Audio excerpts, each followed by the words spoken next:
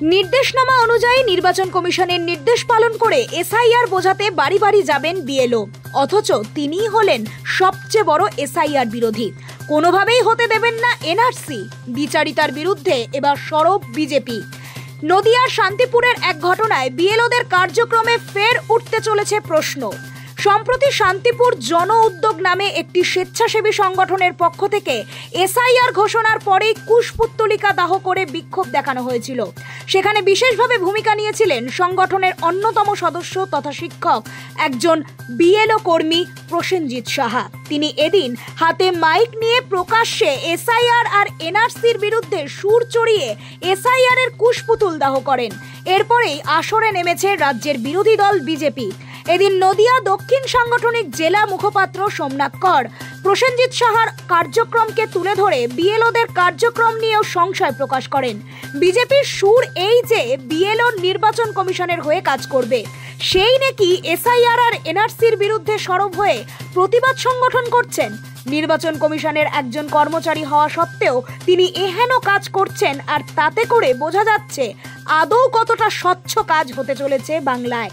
আগামী 4 তারিখ থেকে বাড়িতে বাড়িতে গিয়ে তিনি মানুষকে এসআইআর এর বিরুদ্ধে কথা বলবেন নাকি পক্ষে কথা বলবেন, তাই নিয়েই থেকে যাচ্ছে সংশয়। কালকে ডাকঘর বাস স্ট্যান্ডে দাঁড়িয়ে তিনি প্রকাশ্যে এসআইআর এর বিরোধিতা করছেন, শুধু তাই নয়, নির্বাচন কমিশনকে উল্লেখ করে বিভিন্ন রকমভাবে তিনি সেখানে কথা বলেছেন এবং এসআইআর এর বিরোধিতা করছেন।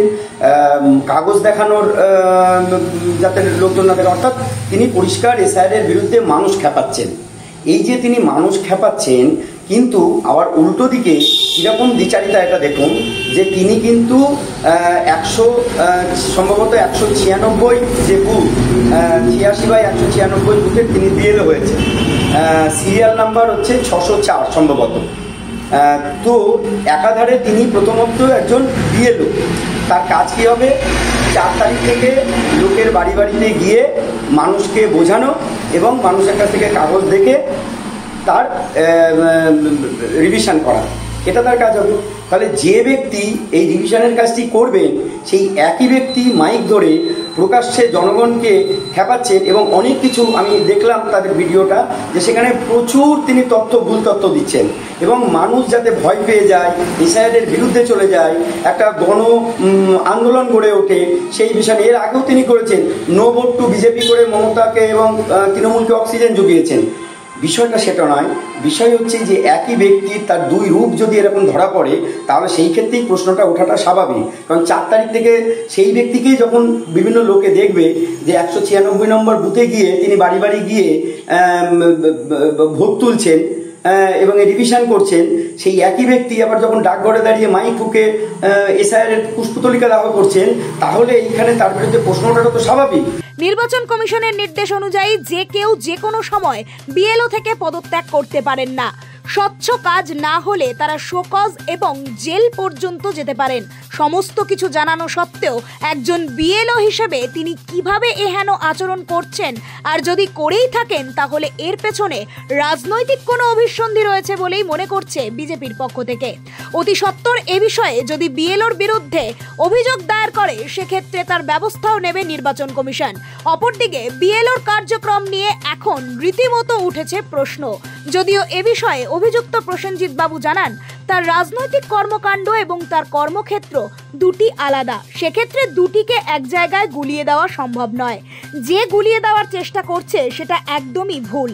এসআইআর বিরোধী তিনি অবশ্যই, কিন্তু তার কর্ম যেটা সেই নির্বাচন কমিশন থেকে দেওয়া হবে, তিনি সেটাই করবেন, সেটাই যথাযথভাবে পালন করারও চেষ্টা করবেন।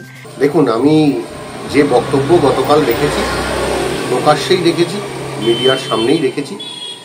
আমি কি ব্যাপারে কিসে কি দায়িত্বপ্রাপ্ত আমার নিজের সেটা বোধ আছে।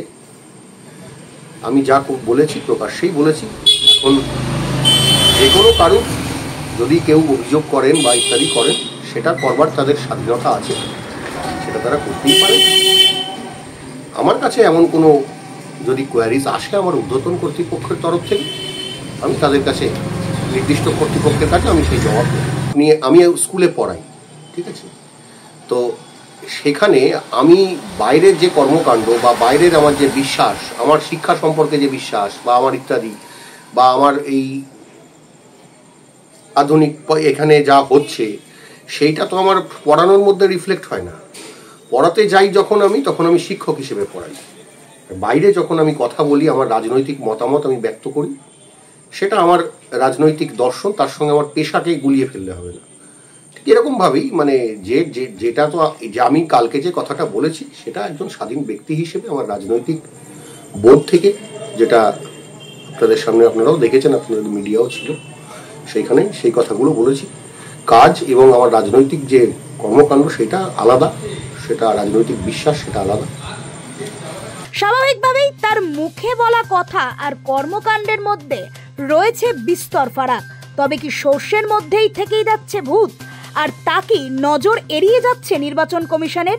একদিকে বিএলওর কাজকর্ম নিয়ে প্রথম থেকেই সংশয় বোধ দেখা দিয়েছিল, তারপরে একাধিক বিএলওকে শোকজও করেছে নির্বাচন কমিশন। এরপর বেশ কিছু বিএলওর নাম 2002 সালের ভোটার লিস্টে নেই। সেক্ষেত্রে একটি উঠেছিল প্রশ্ন, এবার বিএলওই খোদ এসআইআর এর বিরুদ্ধে সরব। তাহলে কি আদৌ স্বচ্ছ এসআইআর সম্পূর্ণ হবে বাংলায়? উঠছে প্রশ্ন। Bureau report, Nobel Bangla.